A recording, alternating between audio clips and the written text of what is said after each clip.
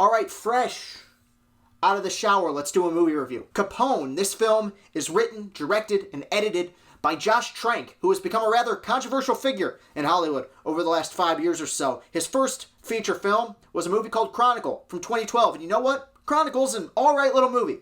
I think it's overrated a bit, but it does admittedly have an original take and mixes two genres that have become very overly saturated. Those genres being the found footage genre and the superhero genre. And for a first film, that's a pretty darn impressive debut. I like that movie. And because of this, he was given the reins to helm the reboot of the Fantastic Four in 2015. And I'll admit, I haven't seen that movie all the way through. I haven't put myself through that torture. But even if you like it, which I don't know of anybody who does, but even if you do, you have to admit that it is one of the all-time Hollywood bombs. It is a film that has had articles written about it regarding the infighting on set. Trank was essentially fired from the project before he was able to finish it. The day before the film was released, Josh Trank sent out a tweet saying, hey, this version of the film you're going to see kind of sucks. My version was good, but you're never going to see it. And it was such a disaster that people thought maybe Josh Trank was done. He was originally going to be tapped to do a Star Wars anthology movie. A lot of people believe it was going to be the Boba Fett film. That didn't happen.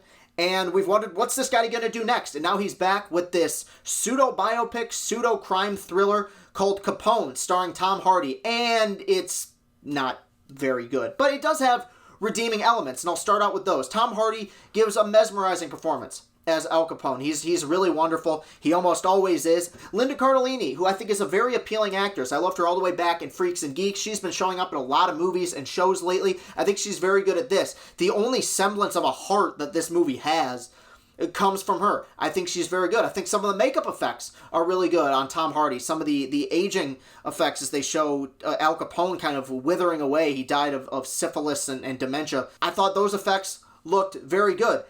This is going to sound like a backhanded compliment, and I guess it kind of is, but it is short. And I think gangster films and biopics kind of have a tendency to stretch their runtimes. And I think even a film like The Irishman suffered from this, where people seem to be under the impression that epic means a long runtime, whereas epic is scope.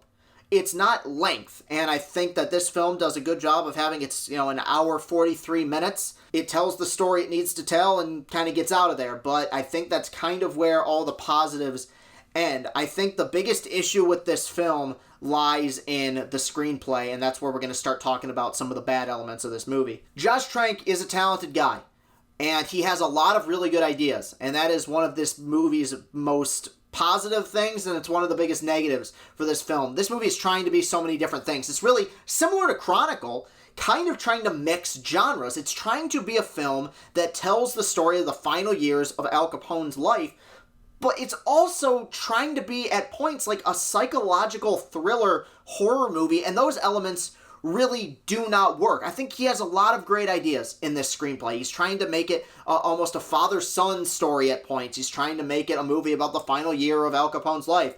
He's trying to make it a mystery. He's trying to make it a horror. And because of that, because it's out to accomplish so much, it ends up accomplishing very little. And Josh Trank wrote this movie. He also wrote Fantastic Four. He had story credit for Chronicle, and I think that's part of the reason why Chronicle worked as well as it does. Max Landis is credited for writing that screenplay, and I have my opinions on Max Landis both professionally and as a person, but that screenplay did a good job of, I think, kind of streamlining a lot of the unique ideas that Josh Trank had. With this film, he has so many different things he wants to put into this screenplay. He puts them all in there, and the film isn't cohesive at all. The editing is kind of wonky at points.